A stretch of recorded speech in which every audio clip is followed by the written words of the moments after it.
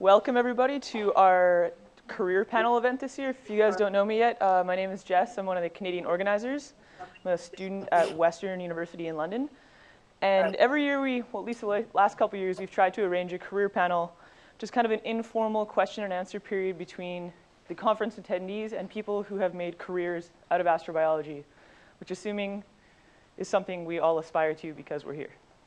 So without further ado, we have 4 career panelists today. The first is Roman Kruzelecky. Roman did his PhD at U of T in engineering. He is the senior research scientist at MPB Communications, is involved in instrument development, has worked on several different analog missions, lunar missions. I had worked with Roman on a Martian analog mission a couple of years ago. We've got Richard Levaillet. He did his PhD at Western, his alma mater. He is a CSA scientist at the Canadian Space Agency, and he's also on the MSL ChemCam instrument. And then we have Lyle Whyte. He did his PhD at Waterloo, another Canadian, and he is the Canada Research Chair in Environmental Microbiology here, and is the lead PI in the Canadian Astrobiology Training Program. And then up on the big screen here, we've got Mariek Schmidt. She's coming to us from Brock University. She did her PhD at Oregon State, yes? Yes. And she is an assistant professor at Brock and also an adjunct at Western and is also on MSL. So what we've tried to do is kind of get an array of panelists from academia, industry, and the space agency. So that way you kind of have an idea of ask questions about the broad range of astrobiology careers out there. So just to get started, I just gave a really brief introduction. If we could have each of the panelists to maybe 5 minutes or so, under 5 minutes, tell us a little bit about how they got into astrobiology, what they started, kind of how they ended up where they are, and what they're working on right now. Maybe? Cool. Okay, Sweet. so I guess I'll start first. Basically, I did my PhD at U of T in electrical engineering and solid-state physics, so I got into material processing. There we were developing amorphous silicon solar cells, for which we got a patent, and we tried to industrialize that with Arise, actually based near Waterloo. And then my first position was at McMaster University in engineering physics, where we set up Canada's first gas source molecular beam epitaxy for growing kind of crystals that are used for laser diodes. So again, kind of applicable to astrobiology, but really much more focused on the technologies that could enable the science. And then after that, I had my position at MPB, and when I first started the job, one of the managers was leaving to get a position at Bell Northern Research, so she handed me her project, was with the Canadian Defense Department to develop a miniature spectrometer called IOSpec. So kind of I led the development with INO. It was kind of a collaboration, and we got a patent on that. And through that, we developed some collaborations with Professor Ed Clutis at the University of Winnipeg, and he would bring us all sorts of rock samples and said, oh, these things have wonderful, interesting spectra in them. And so basically we were shining a light, bouncing it off, and said, that doesn't really work that great. He said, well, you've got the wrong geometry, and he came over and kind of helped us to set up and give us some hints on how to do diffuse reflectance. And so we were able to get some spectra very similar to the previous talk, so I could recognize the gypsum and alunite and kaolinite and so on. And then through our collaborations, we got a number of projects with the Canadian Space Agency. One was to look at do a survey and provide recommendations on the kind of instruments that would be suitable for use on Mars to really aid the detection of bioindicators. So basically spectrometers, Raman, spectroscopy, and so on. And through that, we got the follow-on work to develop a potential Canadian-led Mars mission called the Inukshuk, which had a lot of interesting elements, but still is in the planning phases, but hopefully at some point. And then follow on to that, basically, we got to develop one of Canada's micro rovers called Kapvik, and apparently there's now a rock on Mars called Kapvik that Richard mentioned. Yeah. Not quite related to our rover, but we'll take it. Yeah, but we got to get the real thing up there someday for Canada. And then associated with some of our micro rover work, we got into analog missions. So basically, with Jessica, we did 2 field deployments for the Mars Methane mission, basically searching for methane as a potential bioindicator in asbestos and asbestos mines, not too far in the eastern townships, I guess. And we were able to actually find natural methane and find new species of methanogens, which were taken here. And I guess Lyle Whyte and his group was doing some analysis on it. And since then, we've been trying to develop, Canadian-led missions, such as CABLE, for lunar exploration of volatiles that may have been deposited by meteorite impacts. Now, in terms of a career in industry, of course, one has to find some sort of funding to support your research endeavors and transform that into potential instruments that can be built. But you also have to understand the science and how the instrument is going to be used and what the requirements for that are. Because basically, if you isolate the scientists and the instrument makers, the scientists will come up with a lot of things, that would require an instrument bigger than the size of this room and, a supercomputer to operate. And of course, on the technology side, they're looking at something really small. Well, if we measure that simple parameter, can you answer some questions with that? And then there's the struggle of upscaling what the industry wants to build and, kind of trying to clarify what the scientists want to do. So it can be very interesting, and hopefully through our collaborations with universities like McGill, we have an ongoing collaboration, and certainly with the space agency, Canadian one. We're also doing some work with ESA and JAXA, that there can be opportunities for microbiologists, definitely in industry on the sensor side, and how to apply the sensors as well. Thanks very much. We just cycle through and Yeah, sure. Yeah. Okay. All right. Hi. I'm gonna go back into pre-undergrad days when I thought I was going to be an engineer, and we do something in Quebec here between high school and university called Cégep. And my Cégep marks were not very good, so I actually wasn't accepted into engineering, which is pretty sad. But I figured, I'll go take some courses and transfer into engineering after a year. But turns out I ended up in geology. Not sure, I can't really remember why or how, but turned out I liked it. I really liked it, and I learned a little bit more about engineering and realized that really wasn't what I wanted to do. So, so I ended up doing an undergrad degree in geology. Actually, a specialization called geology ecology. So about a third of my courses were in biology. I was sort of heading towards environmental science. I thought that was a good mix. But little did I know I would actually continue using geology and biology, in my career.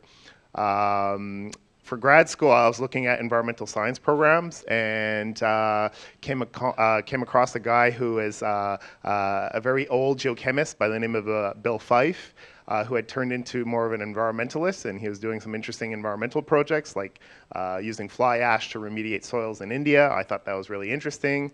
So one thing led to another. I ended up at Western, and much to my surprise, he had a bag of rocks from these caves in Hawaii. And these rocks had slimy mineral coatings with, greenish and brownish colors, clearly not only mineral but biological. And he asked me if I was interested. And as a young, early grad student, I said, I guess I have to say yes. So I ended up working in Hawaii for my, so that was for my master's degree, and that's another story, but became a PhD degree, and worked on these caves in Hawaii. Looked at how microorganisms influence mineral formation, and then was not thinking of other planets at the time. Was not thinking of space exploration. Was just enjoying what I was doing, and then somewhere along the way, I got interested in deep sea hydrothermal vents. And so when it came time to look for postdoc, I wanted to do deep sea hydrothermal vent work, and so that's what I did. So I actually came back to Montreal, worked with a guy by the name of Kim Juniper, who is at Université du Québec here in Montreal. He's now at University of Victoria. Worked on deep sea hydrothermal vents. That was really cool, but again, not thinking of space or Mars or Europa, at least not much. Until I got more involved with some space-related conferences, in particular Canadian ones, and made some contacts at the CSA, and eventually an opportunity came up to go work at the CSA. So kind of was never planned that way. Plan A was always academia, and like I said, an opportunity came up, and I jumped at it, and And yeah, so I've been there for over 8 years now. And a couple of years ago, I said it would be great, since my official title is planetary scientist, I should work on a planetary mission. MSL was sort of getting ready to launch. NASA had a call for participating scientists. I said, this is my chance, wrote a proposal, and it was selected. And then, so since then, I've been working with the MSL team on great things on Mars, and meeting great people like Mariek and many, many others. And it's really been an adventure working with the MSL mission.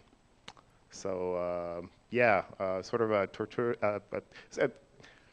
strange path, career path, but I always smile when I think of when I went to Western, I had another graduate opportunity to go to Quebec City to work with a young researcher on fish ecology in rivers and how the sedimentation in the rivers affected the fish spawning. And so it took advantage of my geology and biology background, but yeah, I don't know where that path would have led me. Okay, let's see. Well, I'll tell you my story. So I started as an undergrad as well at the University of Regina in Saskatchewan way back when.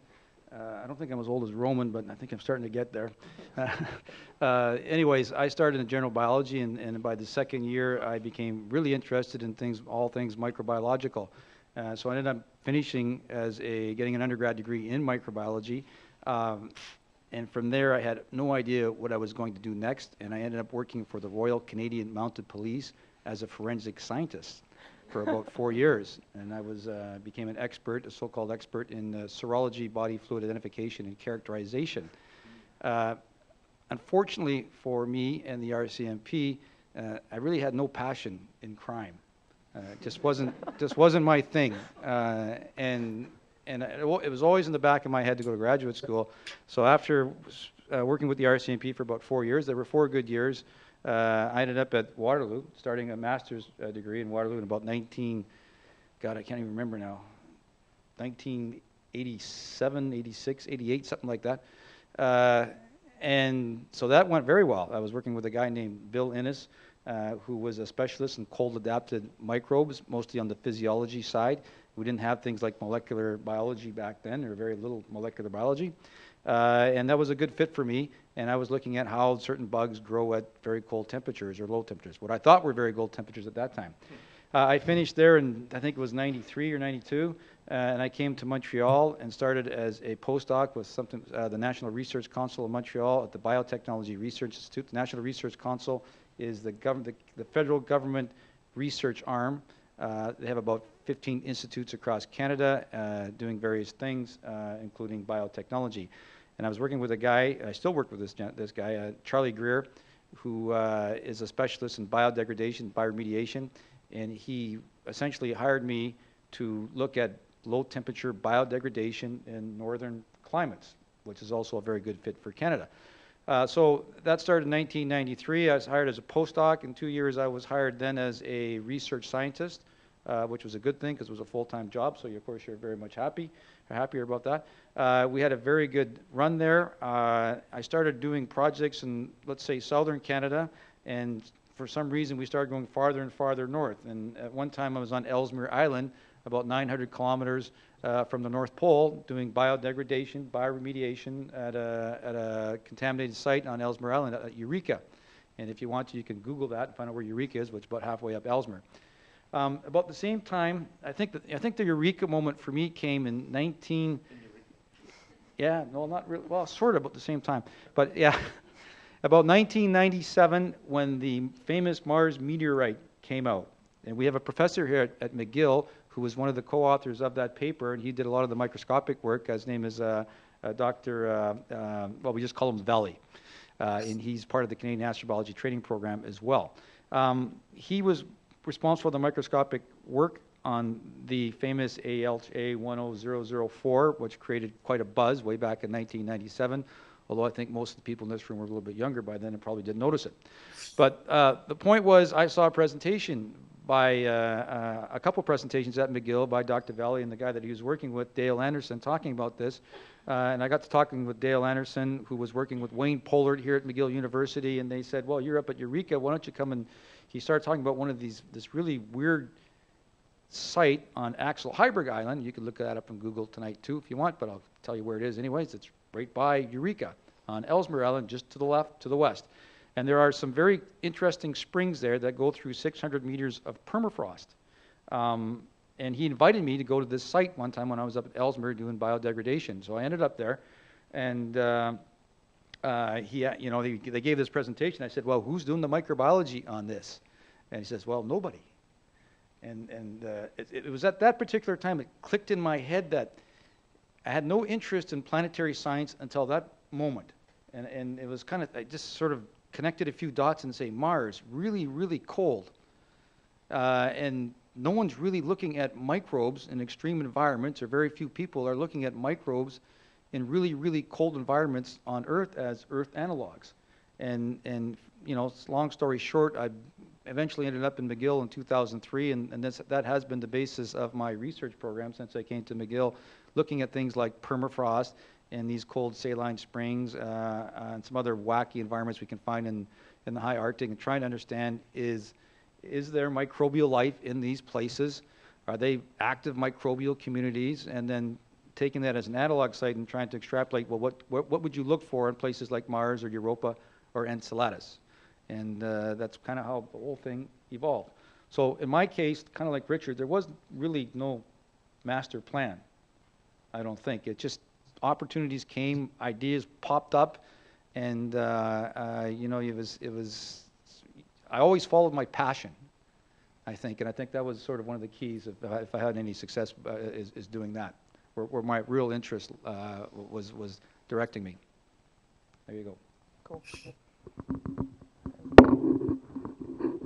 All right, I guess it's my turn. Yeah. Go for it. So, hi, I'm from St. Catharines. So I am an igneous petrologist, volcanologist. I wouldn't call myself an astrobiologist until very recently. My background, coming from an undergrad just in general geology at a small school in Maine. And then I knew that I wanted to go out west for grad work. The reason being that there were active tectonics there, active volcanoes there, and that's really where I wanted to go. So that brought me to Oregon State University, where for my PhD I worked on mapping a volcano in the Central Oregon Cascades. I worked out its eruptive history and have published quite a bit on its igneous evolution. So after that, after finishing my PhD, and also during my PhD, I worked for the USGS as a hydrologist, sampling hot springs in the Cascade Range, and so that was sort of a way into understanding hydrothermal processes and hydrologic processes. And so, but that was just a side project, something that helped to pay the bills when I was a PhD student. And when I finished as a PhD student, I kind of thought I would actually go into the USGS, thinking that I would go on that track. And in fact, I've had, you know, a couple interviews to work for the USGS, but nothing really panned out.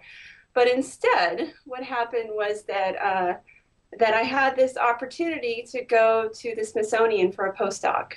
And so all that happened was that after I finished my PhD, I responded to an advertisement that was put out by the Smithsonian looking for a postdoc to work on the Mars Exploration Rover mission.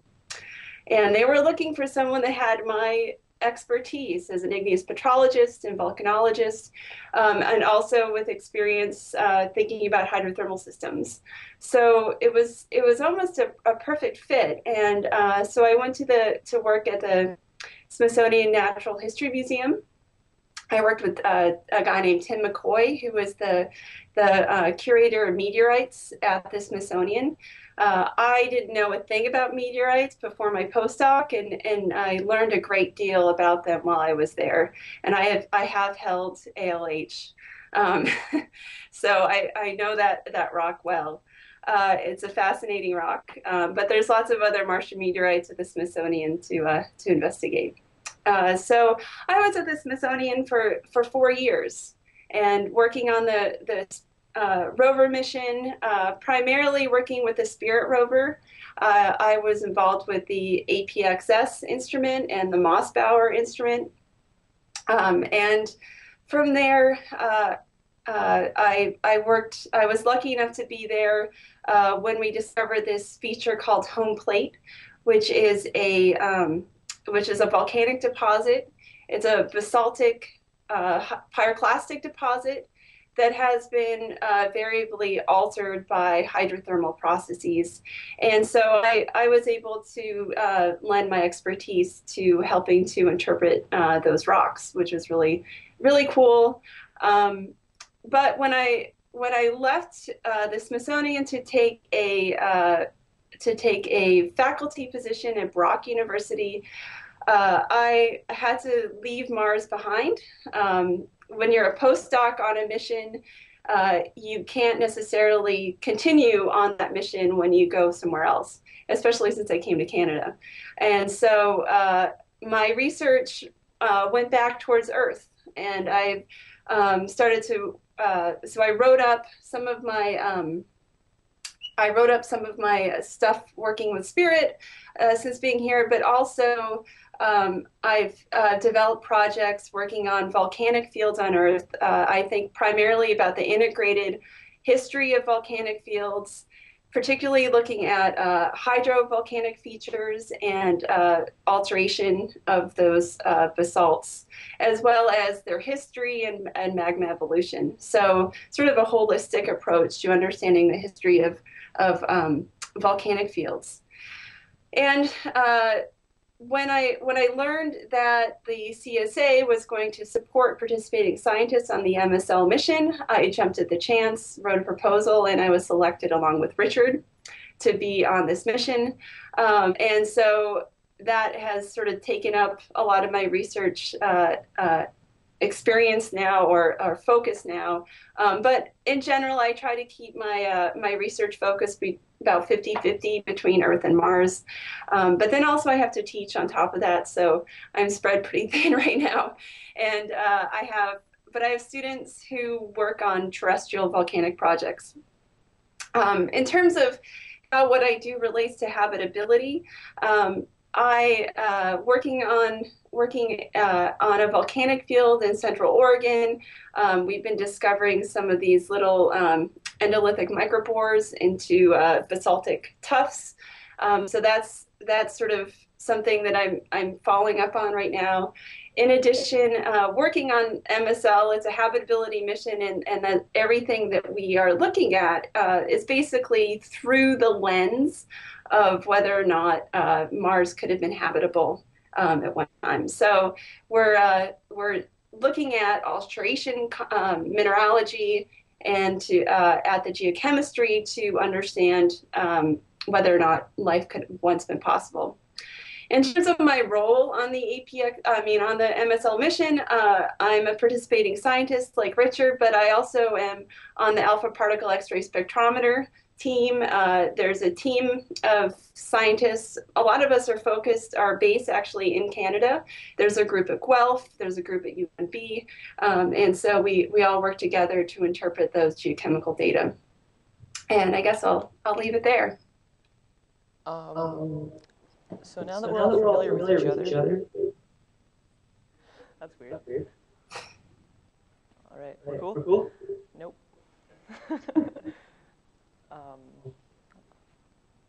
Okay, all good. So now that we're all familiar, we're basically just going to open it up to an informal question and answer period. So anything you guys are wondering about careers in astrobiology, what it's like to be in space agency, faculty, working on missions, feel free to ask them what they want. They've consented to this. So if you have a question, you can either yell it out and I'll repeat it into the mic so that way our followers online can hear. And they'll be happy to answer anything. Does anyone have any questions? As people sort of think of their questions, I'll just add to the ALH 84001 story. I was a grad student in '96 when the paper came out in Science and the press conference and everything, and I wasn't thinking of Mars or astrobiology,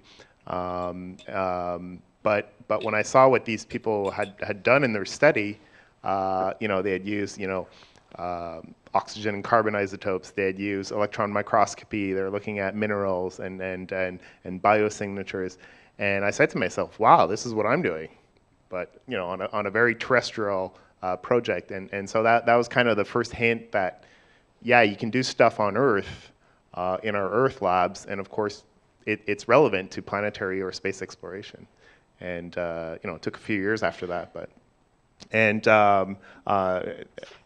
many people have noted this before, the importance of that meteorite and that study to the field of astrobiology. No matter what you think of the findings of that study, it really affected people. Just as Lyle mentioned, as I mentioned, and Mariek mentions, what an interesting rock it is, or meteorite. Well, it's a rock. It really affected the field of astrobiology, and if you look at just this conference, which is I think 10 years old, that's post 96, and the new era of NAI and a lot of initiatives like that. So it's interesting from a historical perspective how things evolved. But anyway. All right. We actually have an online question, so I'm going to read it out. You're next. It's from Shanna Kendall, and is asking, what did grad school not prepare you for? So, anyone want to start off? Interviewing and hiring students, and filling out evaluation of those students, and so I think a lot of the administration of doing research, managing budgets, even to some extent writing proposals, but I guess different people may have different experience in terms of their grad school exposure to that. But certainly the administration part of budgets, hiring or firing, things like that, because when you do have a research program, I think in all areas you do have some of that administration and management, which is generally not the fun part of our jobs. I don't think anyone would, but that's certainly one thing I can think of.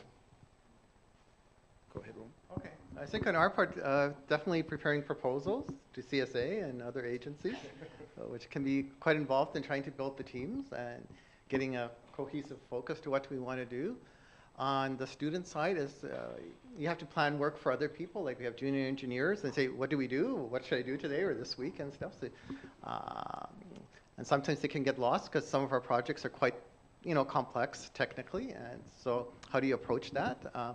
And we're still learning new things because I never studied, for example, atmospheric science. But when we got into developing instruments, for example, for trace gas analysis, we also had to work with the scientists like Professor Drummond to try to understand the processes that are happening associated with climate change and whatever, and the same thing in terms of astrobiology.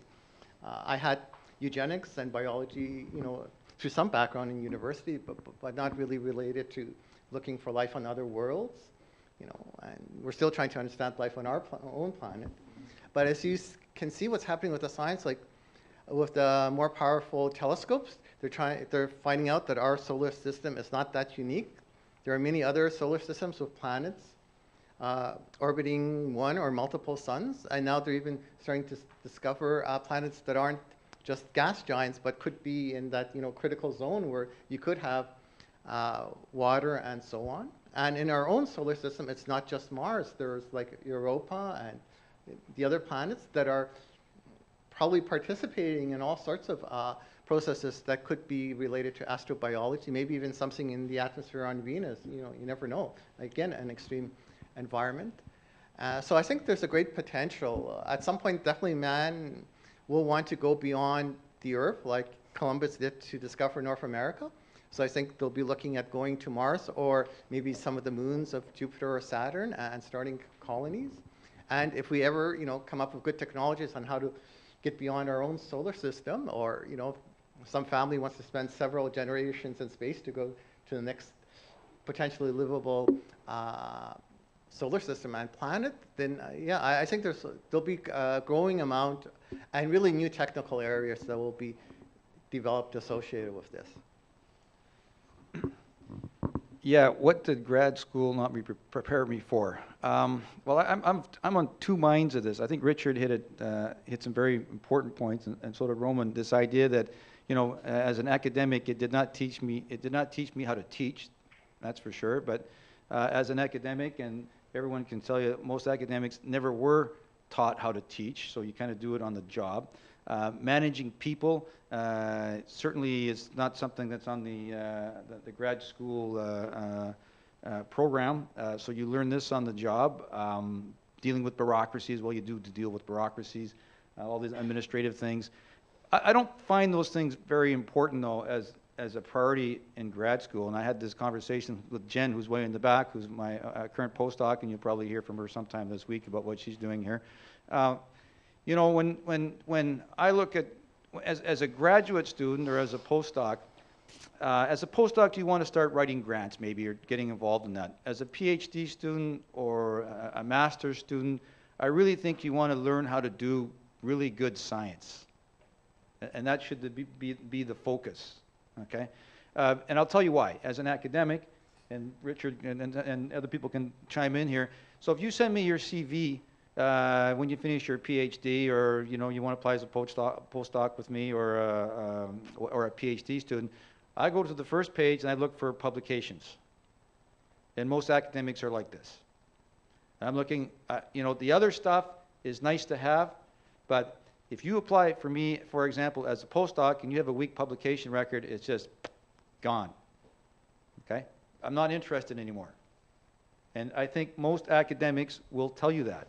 As you're training to be a scientist, it's a very competitive world in what we're doing.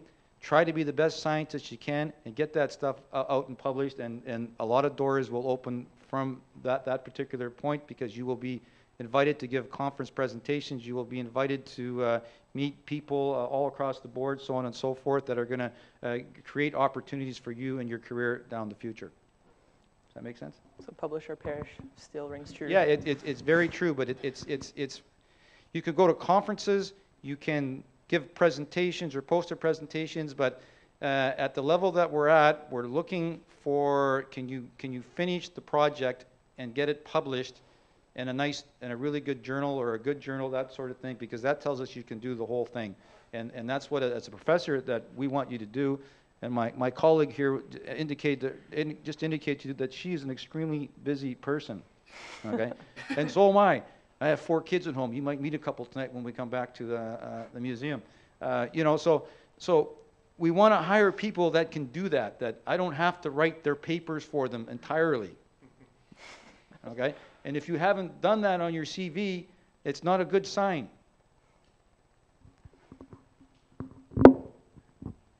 Yeah, I guess just to add to that point, so it's not just like trying to get your postdoc or trying to finish your PhD where you want to publish. I'm right now in the state where I'm going to go for tenure next year, where everything will be put together, and my whole publication record will be evaluated from, to see where my future will be. But I guess to put another spin on what graduate school didn't prepare me for, I guess there are a couple things. In terms of writing, I don't think I really knew how to write until I was a postdoc, and I really forced myself to do it. And I would say I'm still learning how to write. It is a process. And for some people, it comes naturally, and for other people, we really have to work at it and devote a lot of time to it. And so don't just rush to put together a draft and publish. You want it to be the best thing that you can. so that people actually read it. The other point that I would bring up is that when I was in grad school, I worked on the eruptive history of a volcano, but I was focused regionally and tectonically in a specific place. And when I moved into a postdoc, then I started my mind just kind of expanded with the idea of working on other planets. And so I think that another point to bring home is that, you know, very detailed work is really important. It's the foundation of good science. However, we want to think also about applicability and the big picture implications of the work that we do. And so, you know, be sure to keep that in mind, because it's really easy to get caught up in the small details. And when you move on, especially for writing proposals, and also for writing papers, you want to have that spin of why your work matters. When you're a postdoc or when you're a PhD student, you may not necessarily think about things from that perspective. All right, Alyssa has the next question.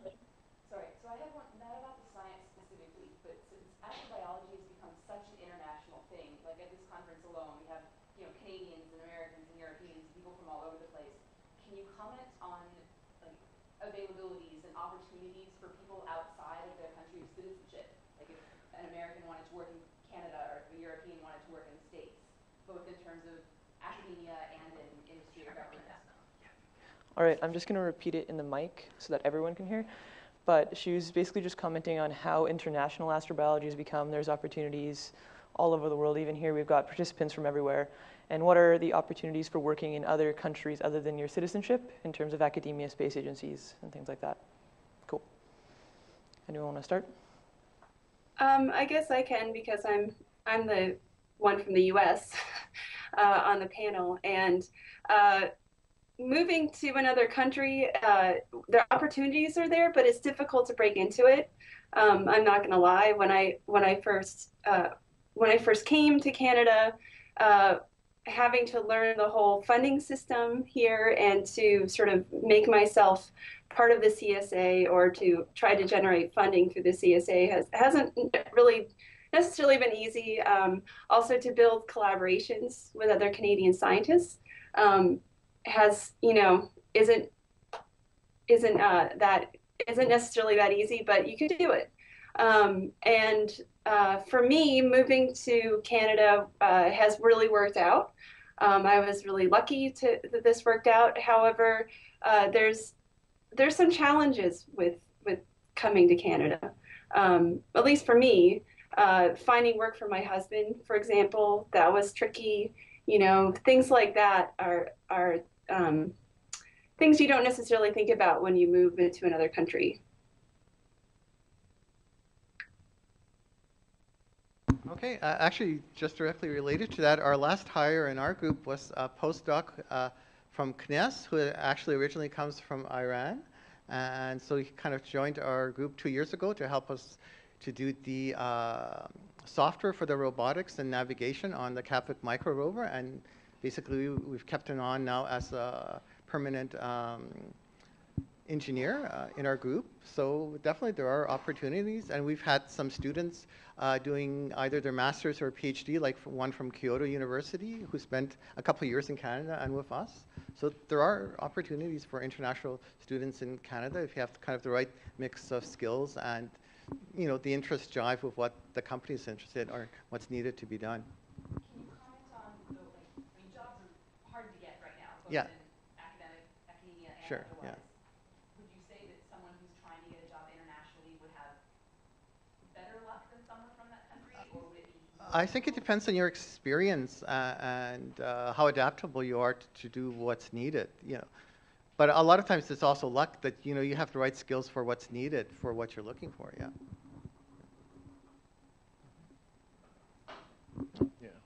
Yeah, maybe I'll just comment. Yeah, so similar to Roman, we've had a couple of Spanish students come for internships, including Guillermo, for a few months at a time, just to get that sort of cross-pollination, new ideas, new people, different backgrounds. And as well, I have a postdoc who just finished with me, a Spaniard as well. And a lot of you people know him, and he's going back to the States. So yeah, so people need, mobility is always an issue in academia and science and research. Going where the opportunities are. It's not always easy, especially in terms of couples and families. So it's always it's always a challenge. But I think you got to try and make things happen, and you got to sometimes create opportunities, and that's certainly my history of trying to make things happen and then taking advantage of things in terms of fellowships, jobs, and so on. So. I'm going to ask a question to Richard. How, is it easy for foreign nationals to get hired by the federal government of Canada, for example, or by the Canadian Space Agency? So Canada has immigration laws where if to hire someone for a job, the normal rule or law is that if there's a Canadian there or a permanent resident, you pick them. If not, you can pick someone else. I mean, that's kind of the simple version of law. For students and fellowships, like NSERC funding, that doesn't apply. And in fact, it's encouraged to bring in people from the outside who are the smartest in their field, and to help whatever research is happening in Canada.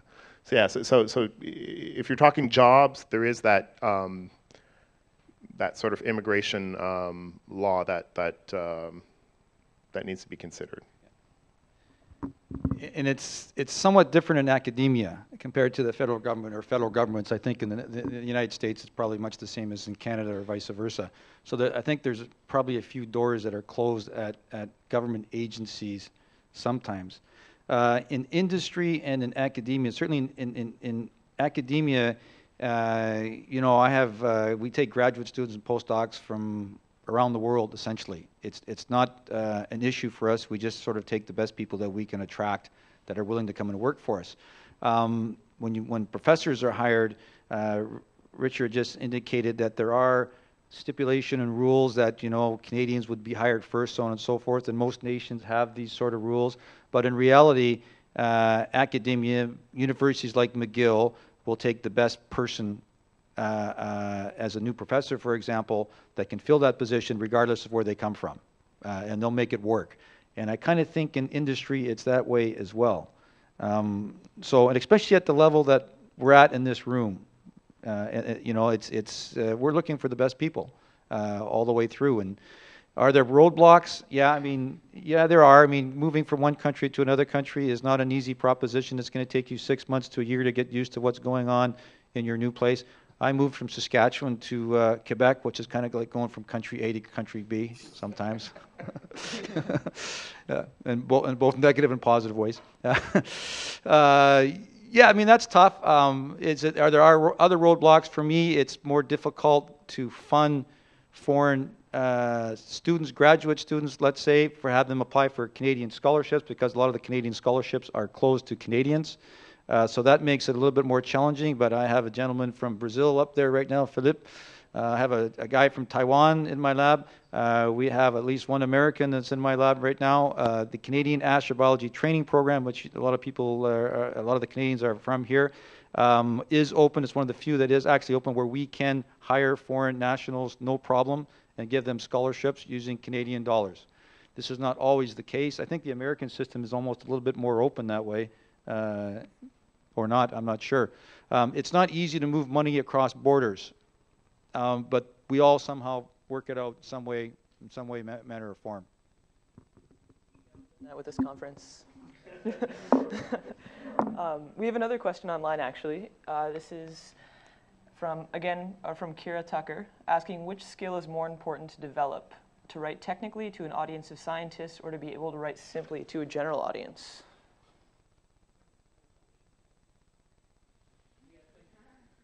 Both.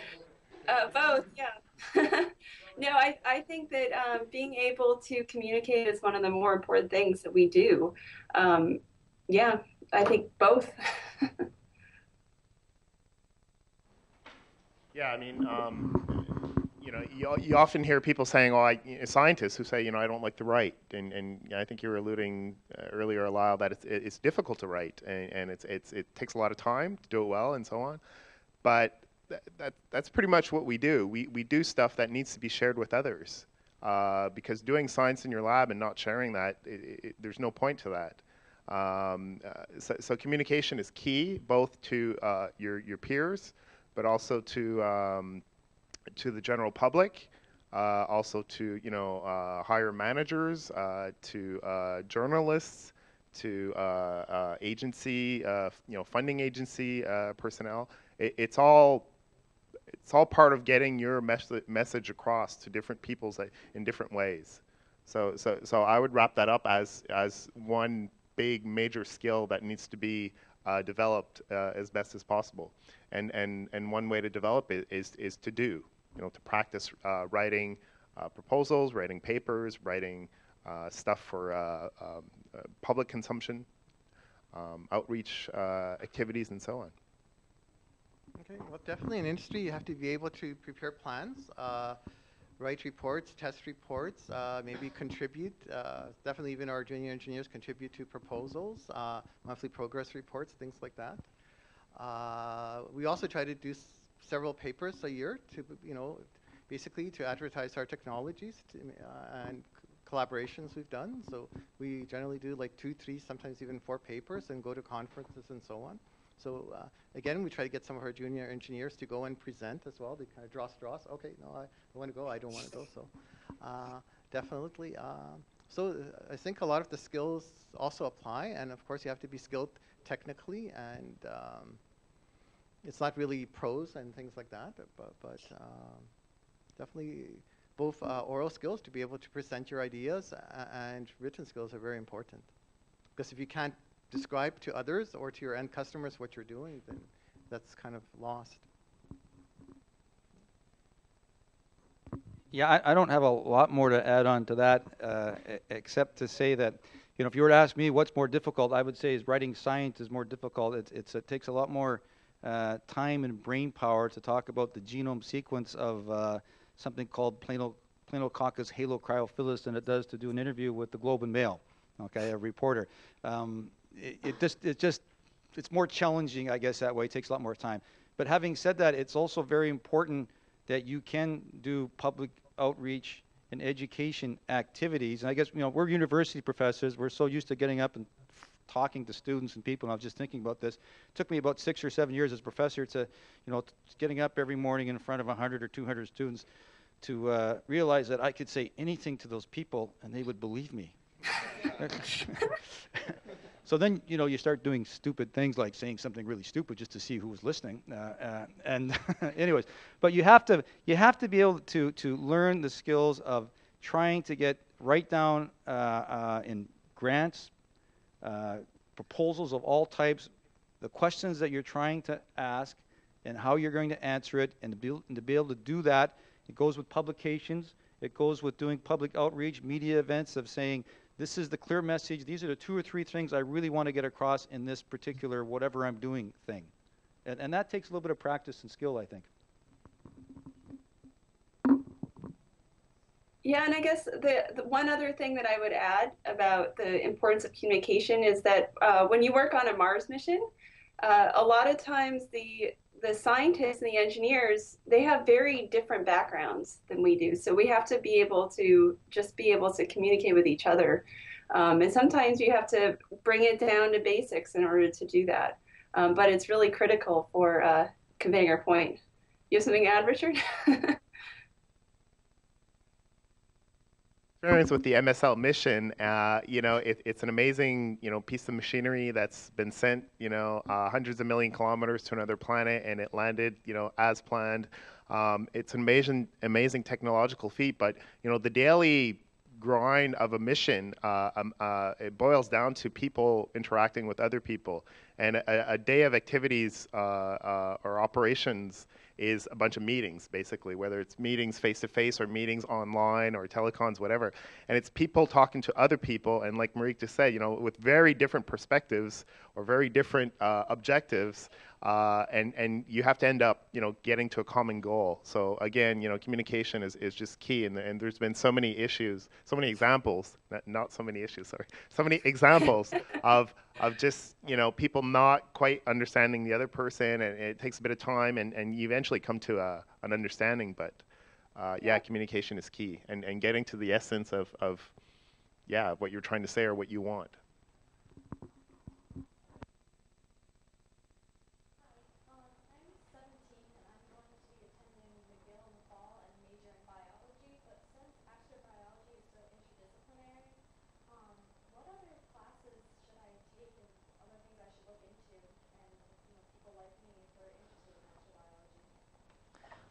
I'm just going to repeat the question quickly for the online viewers.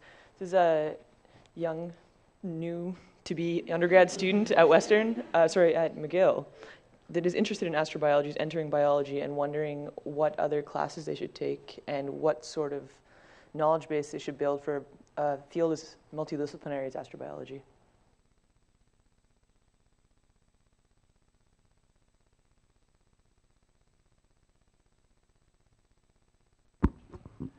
Yeah, I'll just say a few words just to start that discussion. Well, it's good to be a biologist.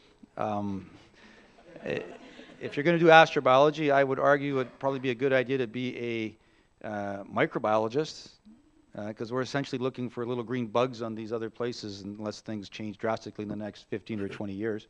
That's not to say that there aren't fish swimming around in the oceans of Europa, or in other places, or on different exoplanets, that sort of thing. So it's good to be, if you need to do molecular ecology or molecular bioinformatics, genomics, all these sort of things, but that's going to be part of your biology/microbiology training anyways, because that's what we all do in any respect. Is it good to be multidisciplinary? Yeah, for sure. What do you want to know? Geology. I mean, I have a terrible background in geology, and every time I talk to a guy like Richard, I don't know what he's talking about. And I pick things up over time, but we have to have very basic discussions. Geology, planetary science. I've worked with Roman on the Mars methane missions, and having this discussion with engineers and engineers talking to biologists, you have to learn how engineers think, breathe, and try to understand what their lingo, so to speak. So if you can acquire some of those, I don't know which classes you take to do, in instrumentation engineering, but these are all good things, multidisciplinary, geology, history of the Earth, evolution of the Earth. Richard, I'll let you. Yeah, that's a good question, and one I see and hear a lot in sort of the astrobiology field. It's true, it really is multidisciplinary. It's also true that you won't be able to be an expert in all those subfields of astrobiology. So don't try to be an astronomer, biologist, geologist, chemist, engineer. But certainly, and my undergrad degree, as I said earlier, it was about 2/3 geology and 1/3 biology, and I thought that was great because I got exposed to a lot of different things. I knew I wasn't going to be a hardcore geologist that studies, say, S-granites for 30 years. And I knew at the same time I didn't want to study, animals and plants. But there is a nice sort of intersection there of geology, mineralogy, and geochemistry, and microbiology, and how those two fields interact in both ways. So I had that sort of broad dual aspect to my training that has served me, to this day, and it's something that I enjoy. Those are two of my interests, microbiology and geology and mineralogy. So I think if you can pinpoint a couple of interests like that, you can maybe go after courses in those, maybe a couple of areas, and build sort of a dual strength. But in general, yeah, it depends on your interests, because you can't be an expert in everything. So if you really want to be a microbiologist, that's great.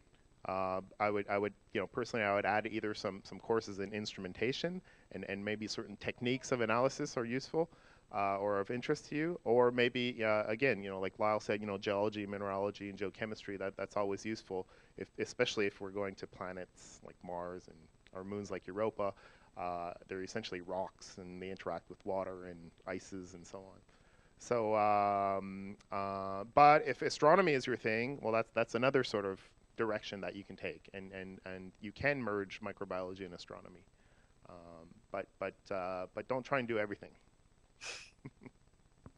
Okay, I guess for my own example, I did my undergraduate at U of T in engineering physics. So basically, it was an engineering discipline, but we had a broad, especially the first 2 years was very broad because we got a little bit of mechanical engineering, chemistry, physics, electrical engineering, and so on.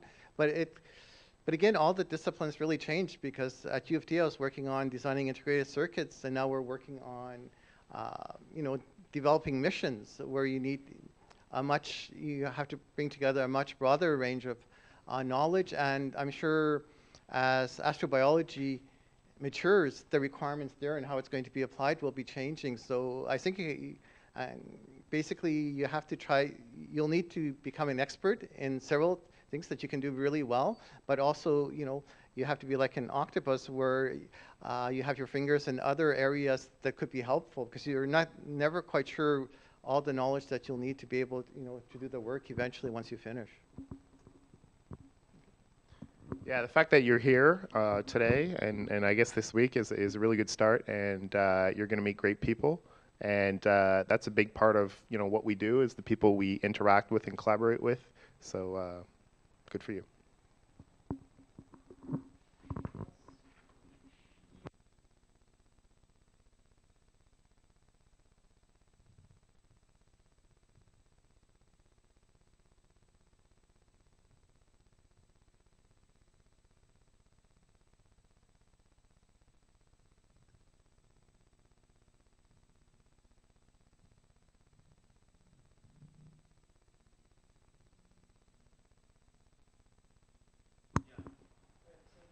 Okay.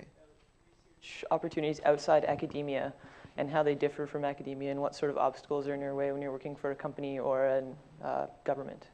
Well, definitely in the industry, of course, but it's also true in government or the space agency. It'll be related to some kind of funding source. I mean, usually we try to do like forward leading edge R&D and combine that with more applied research. So we may be developing a new type of coding or a new process to enable some coding or sensor or whatever, and so it may involve some new science or physics and things. But also at the end, you have to come up with some tangible either knowledge that you can apply to make something or how to use something. So it's kind of a combination, but usually in industry you have two channels. You have kind of long lead R&D where we may be developing a new type of process to make, say, a new type of fiber Bragg gratings of optical fiber and so on, as well as more applied kind of day-to-day kind of bread and butter kind of stuff that you get paid more upfront. So usually a combination of the two. Sometimes it can be overwhelming because some of the systems we work on are really multidisciplinary, where you've got leading edge, optics design, mechanical engineering, and so on. You have to bring it all together. But usually you do have a group of people. Definitely where we work, like we have mechanical engineers, software engineers, electrical engineers, and so on. So you kind of have to work together and so on. And I'm sure probably in academia they'll be the same, although you may be working with different departments because basically you've got microbiology, you may need some help from the geologists or chemists and so on, or as well as on the sensor side. And so, yeah. Yeah, I sometimes tell people, including colleagues where I work, that there's only one kind of research, and because you often hear in government, you often hear about government research or internal research or what have you. I guess similar to industry, the research is essentially the same. It's why you do it that's different. Lyle and Mariek do research because it's cool. And and because they like it, and because they can, right? In industry, normally research is designed to develop things that will eventually be bought by someone and create revenue. And in government, research is generally because government needs it to be done, whether it's for policy or regulatory reasons or other reasons. So so yeah, so you can I think you can work on cool research projects in all three sectors, you may have some constraints. I have constraints. I'm sure Roman does too, and I'm sure Lyle and Mariek do. I think it's in some ways it's finding the best fit for you. If you are looking at these potential, sectors, every place has its advantages and disadvantages, and I think we're all pretty happy here, and yeah. Okay, maybe just to add, well, in industry, in the end of your work, it's got to work. That's the main thing. It can't be just an R&D where, okay, maybe we'll improve this or maybe we'll look at this. So that kind of, I guess, constrains it a bit. Like, it can't be too wild. But again, we never say, okay, it cannot be done. It's just, well, we may not know today how to do it, so we may have to break it down into simpler problems or hand off some of it to universities, because usually a lot of our research is partnered with universities, and sometimes we go to them and say, well, can you work on this? And say, gee whiz, that really needs real R&D, because they can also sometimes be conservative, but that's the main thing, that you do have to be able to deliver something at the end that's tangible, that maybe can be marketed or maybe useful to some other government agency, and so on. Yeah. So that would be a big difference, whereas at university it can be more applied and just maybe answering some questions, but you don't have to get to the final conclusion.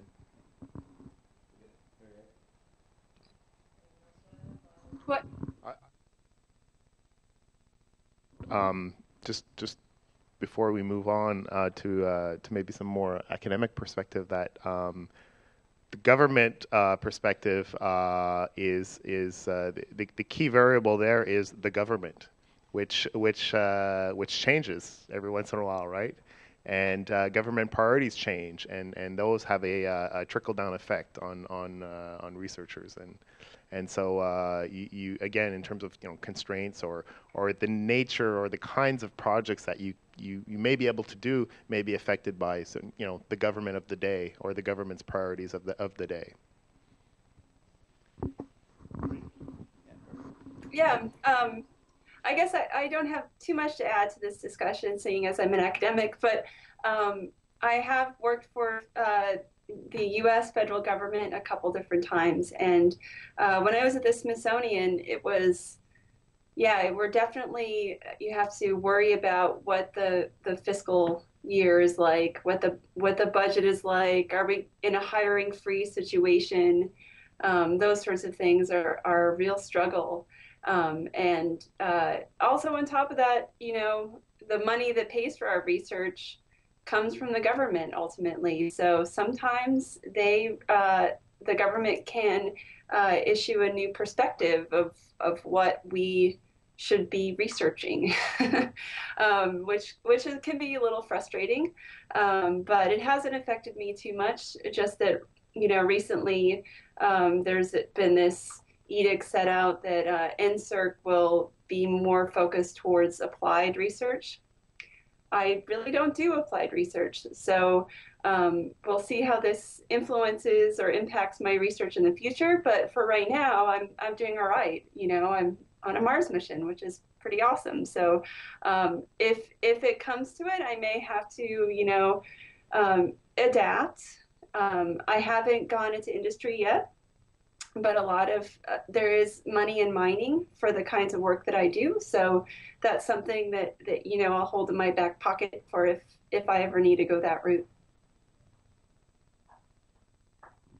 Yeah, I'll just add a few things there. So I've been lucky enough to work for the federal government for 10 years, and as well as in academia now for about 10, 11 years.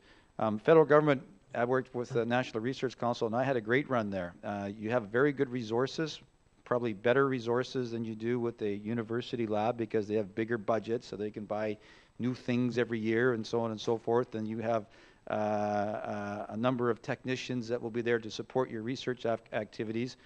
So you can really make the best of it. And if you do want to, you can become a 9 o'clock to 5 o'clock civil servant if you choose. Or you can really push the envelope and do a lot of great things. So I had a very good experience there. So I wouldn't say you can't do great things as a scientist within the federal government.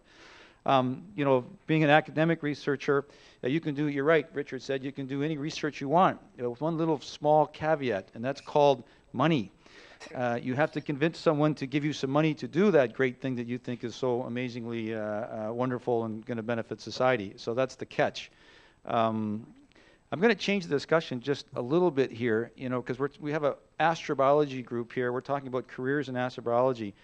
This is a real challenge, I think, and I know this because I'm part of this organization called the Canadian Astrobiology Training Program. I have to give, we've been funded for 6 years to do this. I have to give reports every year or second year to continue our funding. The taxpayers of Canada are paying for this. They want to know, okay, we're training these people, 20, 25 people a year. What are they going to do after they're finished here? So, you know, you're in your mind, you're saying, what am I going to do after I'm finished here?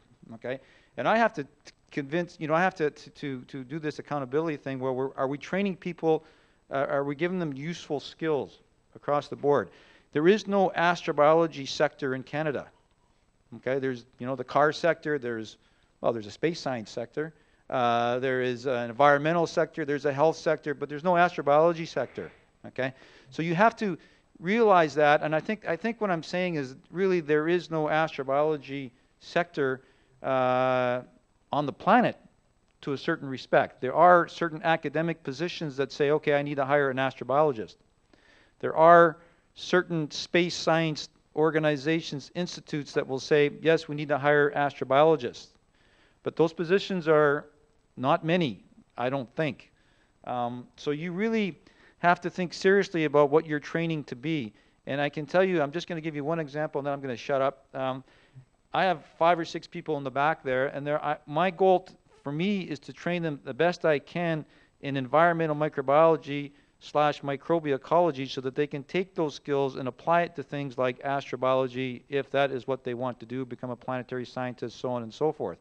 And until somebody creates an astrobiology sector where people, and I think the only way that's going to really happen is if we discover life on Mars, which will then result in a boom, I would say, you know, or past life on Mars, where you would have a real strong driving force. Because in this area of astrobiology, there are a lot of people who think that we are dreamers, and you have to, you know, realize that. That they think that we're spending money that could be better spent doing 100 different things. So I don't know what I'm trying to say here is, but I think you need to think long and hard about what you're training for and make sure that there's a plan B. Okay? That you're getting a dual training experience so that when you are finished this, because you are going to want to have a family, get married, maybe have kids, do all these different things, and that requires a career. Okay?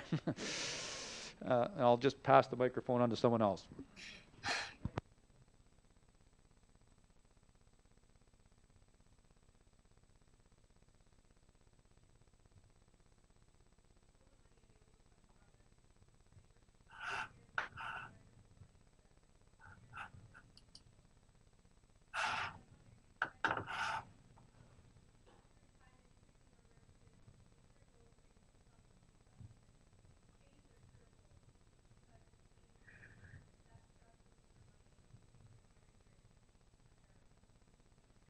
All right, I'm gonna repeat that quickly. Saying in the last couple of years, there's been a significant shrinkage in the amount of funding available for astrobiology research, and as PIs, it often seems that their primary job is to get this funding in order to pay for students and to do research. And have they noticed, as a result of this, students changing their career paths, just primarily to avoid all that paperwork and writing grants and the stress of trying to get funding? Yeah, well, I'm hoping everyone is going to jump in here and add on. I don't think you should be looking at it that way. I think you should be looking at yourself saying, I want to be a great scientist in this area. okay? I don't think you should be looking at yourself saying, well, I want to be a principal investigator and writing grants. All those things will happen as part of the evolution of your career. You will not be the principal investigator until you become a really good scientist. Does it bug me that I have to spend time looking for money? Not really. It's kind of a game in a way. It's kind of a challenge, okay?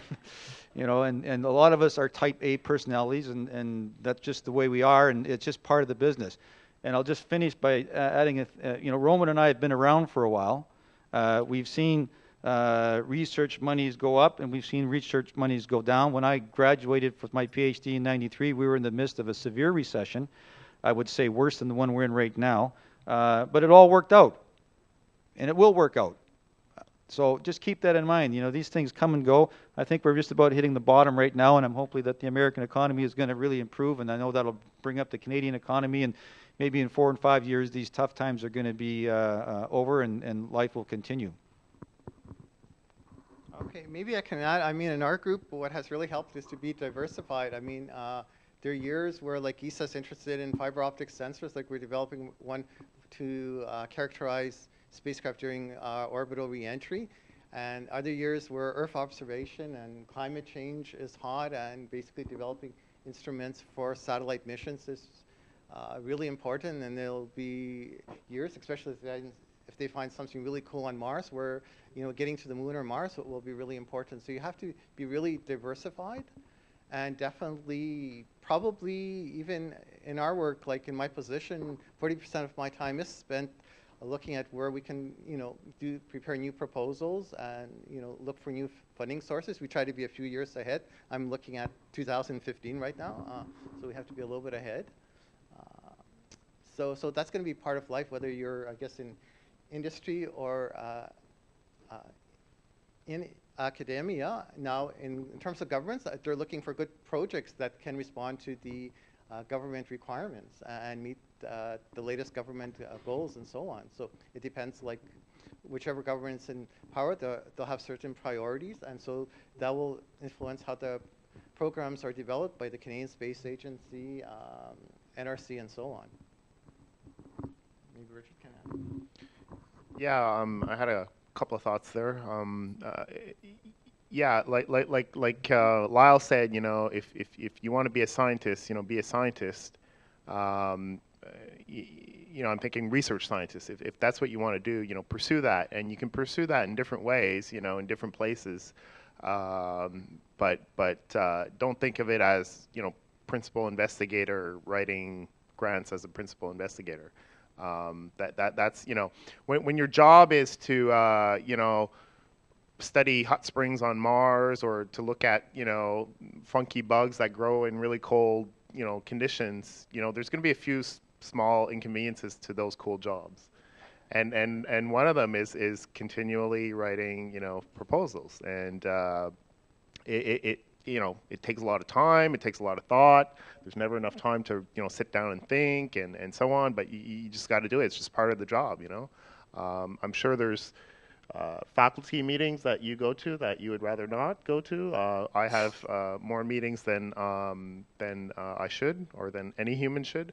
And it's kind of part of the deal, right? But ultimately, what keeps us doing what we do is because we really like doing, you know, asking questions and trying to answer them. So that's I think the essence of what we do, and in different ways in different places. But yeah, and I've come across students who have said, like really good smart students who say have stopped at the end of a master's. And they know that's not for them. They or at least they think they know, and they want to get a job. They want to experience something different than research or you know, academia or whatever. And that's okay. You know, you know, we're talking about upgrading from, you know, master's to PhD, and some of you here probably have done that already. Some of you may do that, or may have that choice put in front of you soon. I was given some very simple advice when I was deciding, you know, do I want to do a PhD, or do I want to finish a master's and do a PhD somewhere else, or do I even want to do a PhD, or, you know, and someone basically said, well, to do a master's, you have to like what you're doing, and to do a PhD, you have to love what you're doing, because you're taking a step towards you know, more than just a career, you know, a pathway through life, which could change, of course, but yeah. So Yeah. And just to add a little bit about my personal story, so I was hired by Brock 4 years ago, and 4 years ago was when the economy collapsed. And so I went through the hiring cycle in a year when many faculty searches were just canceled, flat out canceled. Universities lost endowments. And in order to make my way as an academic, I really had to persevere, and I had to take a position at Brock that was less than favorable, actually. Now I'm happy here. But initially, I interviewed for a tenure track position. And then they came at me and said, oh, we don't have money to offer you a tenure track position. You have to be a postdoc / instructor for a year. So it was kind of like a bait and switch. And they were able to offer me a tenure track position eventually, just a year down the road. But there were some complications with that. Like, my salary was much less, and I was moving to a new country, and my husband didn't have work when we first got here. So there were definitely some things that hit home when the economy turned the way it did. And I know lots of people around that time, who finished their PhD around when I did. They're still postdocs, postdoc after postdoc, but that's okay. They're turning out publications, and they're doing really neat research, and eventually it translates into a full-time job a lot of times. And then other times, they figure out that that's not really for them, and decide that they're going to, either become a mom full time and go into industry, or, other things. I think that you just constantly have to evaluate why you are where you are, and what your drive is, and stick it out if you need to. Sometimes it'll work. So, yeah. We have another online question. It's for everyone, but specifically Richard and Mariek as MSL scientists. How do you manage to balance work and life? Or do you have a life outside work? You're here, so I mean that's... Yeah. So I don't have kids. So right now, my life is, a lot of it is actually spent in front of my computer, like I am right now, talking over the telephone. But I think I do. You just have to make time for it. I try to take at least one day off a week on the weekend to not check my email. I'm not always successful, but you do, yeah, it does require a great deal of time. I would say definitely that when I first started working on MSL, I was in really good shape. I was able to exercise a lot, and I've definitely lost that shape since I've joined MSL. So because the days are quite long, and I get home around dinner time anymore. So I'm sure Richard has more stories to share about that. yeah, well, maybe just to add some specifics to, when Curiosity landed in August, Mariek and I were both at JPL in Pasadena, and we spent part of the first 3 months there, based there. I spent about maybe total two out of 3 months there. And when we first started, we were working on Mars time. We were working, 16-hour days or whatever. It was intense. Really 7 days a week. It was intense, and it was exciting. So you didn't want to miss anything. It was all new. It was, here's a rover in a place where no one has gone before. And there's still a feeling of you don't want to miss stuff. Like Mariek, I don't know, did we get to Point Lake today, or Not I yet. haven't followed today. But you get emails summarizing things. You get you tune in the next day and you find out what's going, and you have to make sort of decisions on when you're going to really dive in and try and contribute something intelligent. Other than just following passively all the time and just having it suck up all your time. So nowadays operations are 5 days a week, a regular 8-ish hour day.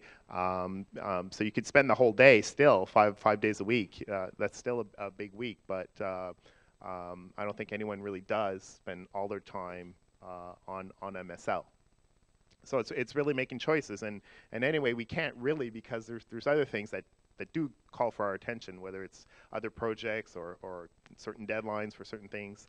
So it's kind of in and out. Okay, we're coming to a point that I'm really interested, or a place that I'm really interested. I'm gonna participate in ops and try and help with targeting, or we just did some really cool analyses. I'm gonna help with the analysis of that data, and you spend a few days really intensely working on it. But then maybe the next week you sort of go back to your Earth stuff and you let MSL go on. The science team on MSL is up to about 460 people now. I'm not so self-centered to think that I can, that I can't take a day off or a few days off. Things will continue and the rover will be in good hands.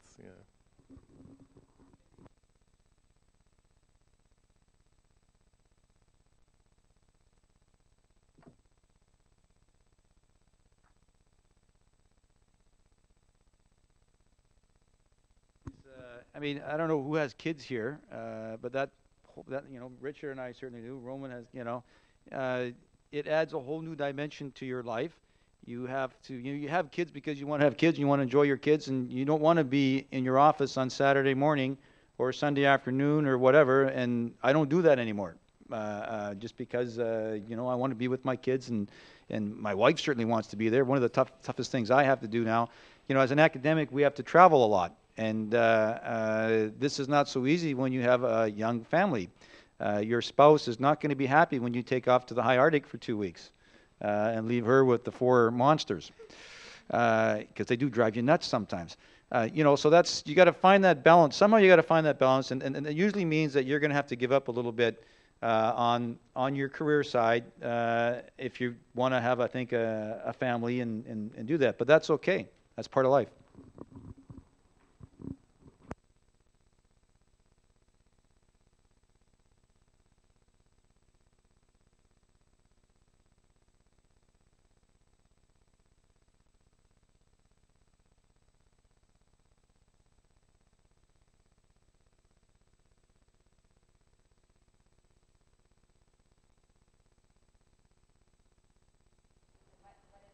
How do we keep things in perspective in terms of being competitive, especially, I guess what I'm wondering is, you have certain habits that you've developed over the years, certain things that you think that you do that allow you to make the most of your time in terms of keeping your research in perspective, especially in the broad context of such an interdisciplinary field of astrobiology. All right, so this question alludes back to what Mariek was saying about how we stay very focused on one small project, but it's really important to keep it all in the big perspective, what's going on in science, especially in a field like astrobiology, and asking the panelists their thoughts on that, and if they have any habits they've picked up over the years that have helped them kind of be more efficient in their work and maintain that technical kind of small-scale stuff while keeping everything in perspective. Is that pretty much good? Well, first of all, periodically, even once a week, you have to kind of stand back and look at the broader picture of how your research relates to what other people are doing. Definitely keep up with new papers that are being published relevant to your area. Also to plan out your work, because if you're really close up and you're looking through the microscope at your samples, okay, that's nice, you're getting some detailed information, but you have to kind of plan out where that information is going to lead you, and try to formulate your research so you can get some meaningful publications, as mentioned by Lyle. So basically, you want to kind of try to do something new. So you have to kind of know what's being done now, what's been done, and then, okay, where can you add to that? And I think that will help. But definitely planning out your work a bit really helps. You know, say, okay, this week I want to accomplish these types of steps. And so I think that's very important. Yeah, I was fortunate to have a couple of PhD advisors, one in particular who is very, focused on the big picture, and he just, instilled that in me, and so I think I've always kind of had that. But just through writing, whether it's writing papers or proposals or maybe even more, general audience pieces, whatever, that helps you to put your little laboratory observations into a larger perspective. So just by doing that, although I co-authored a paper once with and the title was kind of blah blah blah implications for Mars, and my co-author didn't really say anything in the paper about those implications. And I said, well, shouldn't we say something? And he's like, let the audience worry about that, No.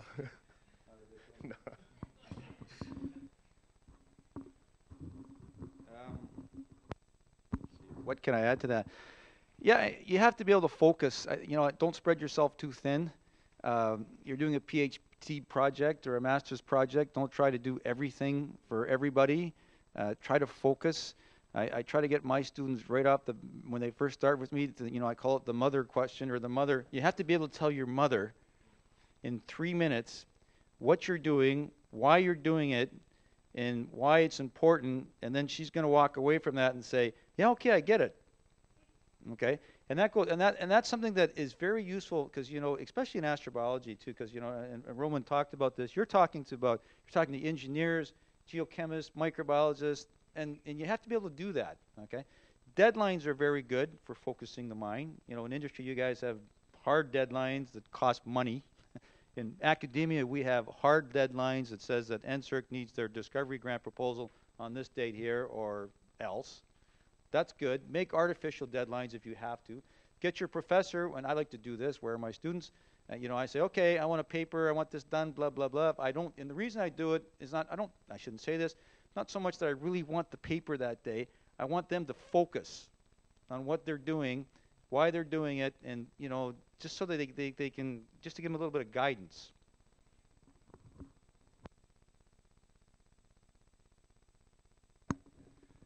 Mariek? Oh yeah. Sorry, I thought you were saying something, Richard. So I guess my advice would be to definitely follow up on reading papers, read a lot of papers, but also talk to people and talk to your colleagues, talk to your fellow students. I think that's really important because you're surrounded by creative people, and talk to them about science. And I think that conferences like the one you're at right now are critical for this, for building some sort of camaraderie with your fellow students and postdocs.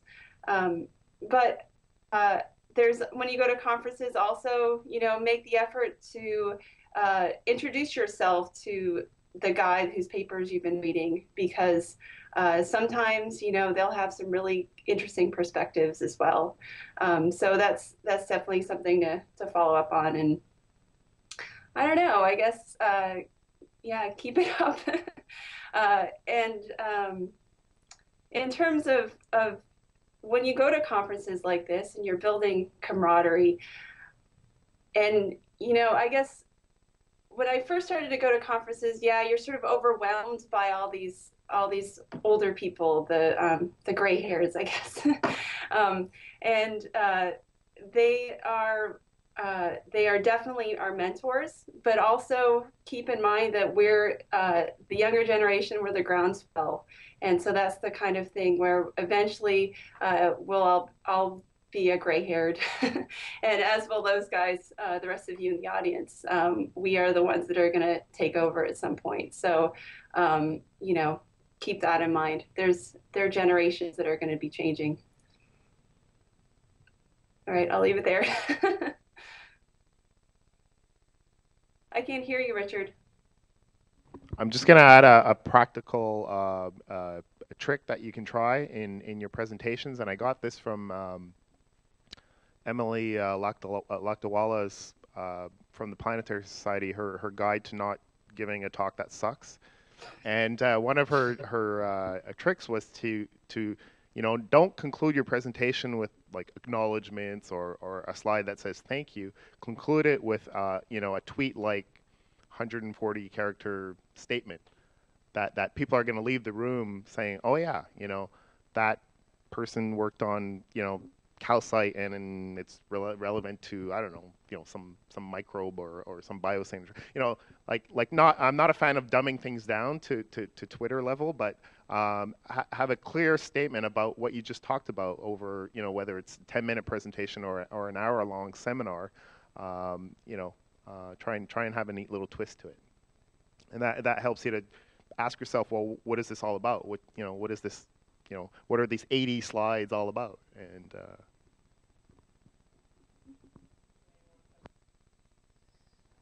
Alyssa, yep. Sorry, this goes back to what we were talking about a minute ago. So I know in academia, you strive for tenure, and that's some level of job security. But in both government and industry, any job security comments? Like what happens when the economy and the funding go downhill? All right, so this question is talking about what we discussed earlier about tenure and how in academia tenure is kind of like the ultimate goal of job security. And is there any job security in industry and government when it comes to loss of funding and economy and that sort of thing? So from my perspective, in terms of being a government research scientist, and Lyle will know this as well, there are sort of promotional levels that you go through as you increase in your ability at being a research scientist. And then in terms of jobs in government, you can have a determinate job, which is like a contract position, or you can have an indeterminate job, which has no end specified. But that position still could be ended for you. So yeah, job security is like one of those terms. What is it? And so I don't think it's comparable to tenure per se, because tenure is pretty sacred. But okay. So, yeah, I mean, I don't think you should get too hung up on tenure track and tenure and all that kind of stuff. In the real world, there is no job security in anything you do. If you do a crappy job at something, unless you're a senator in Canada, you're going to lose your job. That's just the way it is. So just don't put yourself in that position. Just do a good job and you'll be okay. Yeah, I guess in industry, the same thing. We don't have tenure unless you own the company or something. But then again, you could go bankrupt the next year. I mean, I've seen so many businesses closing. I mean, the really key thing for us has been being sufficiently diversified that depending on which market sector, there's always something that's important. Like we thought last year with CSA undergoing all these changes, we'd be really looking for work, and somehow certain technologies through the Harper government became very important, and now, I mean, people are complaining that everyone's overworked at work. So we've tried to just stay diversified.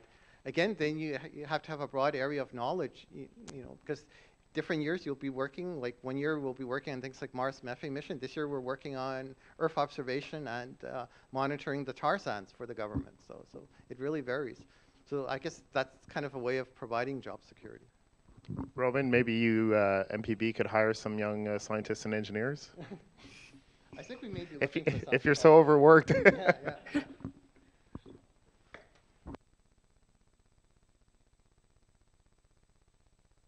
No. All right, good thing I made a list. So, no, we discussed a little bit about how there really aren't that many positions available in academia, in astrobiology, because there is no astrobiology industry or anything like that. And so Mariek was saying, for instance, she took the job at Brock originally. It wasn't her first choice, but should we just be taking what we can get? Or can we risk waiting for the perfect job? Is there a perfect job? I think there's the near perfect job for you, each of you. But even then, I mean, jobs evolve. You know, one day you may think you have an ideal job, and then something happens, so I think you need to look at opportunities, create opportunities, and seize the ones that seem the best, and then do your best at whatever that job is or whatever that position is, and try and make the best of it. And if it doesn't work out or you don't like it, you can always change later down the road. It might not be easy, but yeah, you're not the good thing about lack of job security in a way is that you can change jobs. Lyle's a good example of someone who went from government to academia, and both of his jobs that he had, I think he would say, had lots of advantages each, and it's worked out well. So I forget the question. Basically, should we wait around for the perfect project or the perfect job? Yeah, or no, because how are you going to recognize it? I don't know. mean, People have an idea of what you've they got to want, get your feet wet and kind of take what you can get at this point, because I wouldn't say it's necessarily that bleak. I mean, again, try and be good at what you do, and try and find the best opportunity, and try and seek out the best opportunity, or try and create some opportunities, especially in terms of students looking for postdocs. That's really an area where you can find someone and maybe develop an interesting project, and then you get funding for that. There's a lot of fellowship programs and so on. Those postdocs are not necessarily going to be advertised, in EOS or whatever. Yeah, I think. Were you going to say something? Yeah. Don't wait for the perfect job. I don't think that, maybe for some people, one in 100 times that actually happens in real life. Mariek just told us about her position, when she went to Brock, and it didn't turn out initially what she wanted it to be, but at the same time it's evolved. She's taken this opportunity and made the best of it. Okay. When I went to McGill, I was going into a department where the microbiology component, from most people's perspectives, was in a state of decline, and there was people wondering, why did I even go there? And I just looked at it as an opportunity. And was it perfect? No. I took a pay cut going from the federal government. Was it perfect? No. But I have a PhD student. Well, I had a PhD student who's done a postdoc now. He was offered at least 1 or 2 faculty positions, but he decided not to take those offers because they were at so-called, let's say, minor universities, and he wanted something bigger and better, and he lost his opportunity in that respect. I don't think he made the best decision. So there is no such thing as a perfect job. Even as an academia, and Mariek will tell us that as well. I have 4 good days and 5 days. 4 good days and 1 bad day every week, and I think that's pretty much what the rest of the world experiences as well. Yeah, I guess what I would add to that is when I was going through there's a bit of an echo now. When I was going through the job search, I definitely I would go through it and see if there was some sort of a where I wanted to go geographically. That was the big concern. Could I stand living there? And I wasn't going to apply to a place in Alabama just because it didn't really appeal to me, whereas moving to St. Catharines, Ontario was actually a pretty nice place. So I'm happy to have ended up here. And yeah, you make the most of it, and you rise to the occasion whenever it comes up. Cool. Do you still have to leave early, Lyle? Yeah. Okay, so I think, unless there's any really, really pressing questions, we're going to wrap up a couple minutes early. But I have one last thing. If there's one piece of advice you could leave all of us with, what would it be? And then we'll...